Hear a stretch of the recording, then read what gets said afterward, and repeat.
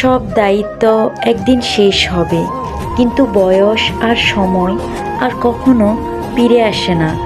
বয়স থাকতে থাকতে স্বামী স্ত্রীর কোয়ালিটি টাইম স্পেন্ড করা ভীষণ জরুরি, কারণ এই সময়টাই জীবনের সবচেয়ে বাস্তব, সবচেয়ে অনুভবের সময়।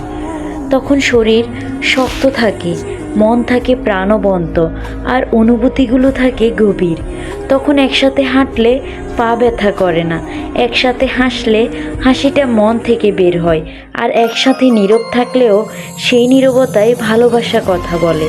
আমরা প্রায়ই ভাবি আরও একটু পরে সময় দেব, বাচ্চারা বড় হলে ঘুরবো, এখন কাজ, ক্যারিয়ার, সংসার সব আগে।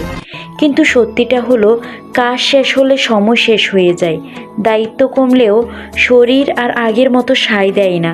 তখন ইচ্ছা থাকলেও শক্তি থাকে না, আর মন আর আগের মতো উচ্ছ্বসিত হয় না। কোয়ালিটি টাইম মানে সবসময় রেস্টুরেন্ট, ট্রাভেল বা দামি গিফট না।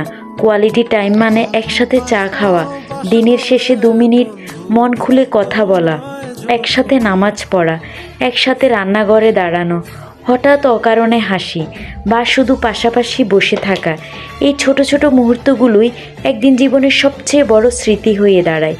যে দম্পতি বয়স থাকতে একে অপরকে সময় দেয়, তারা বুড়ো বয়সে একা হয় না, কারণ তখন তাদের কাছ থেকে স্মৃতির ভাণ্ডার, একসাথে লড়াই করার গল্প, একসাথে হাসার ইতিহাস থাকে। তখন আর কাউকে দরকার হয় না, একজন আরেকজনের জন্যই যথেষ্ট হয়ে যায়। আর যদি আপনি আপনার জীবনসঙ্গীকে সময় না দেন, কাল হয়তো সময় থাকলেও মানুষটা আর আগের মতো থাকবে না।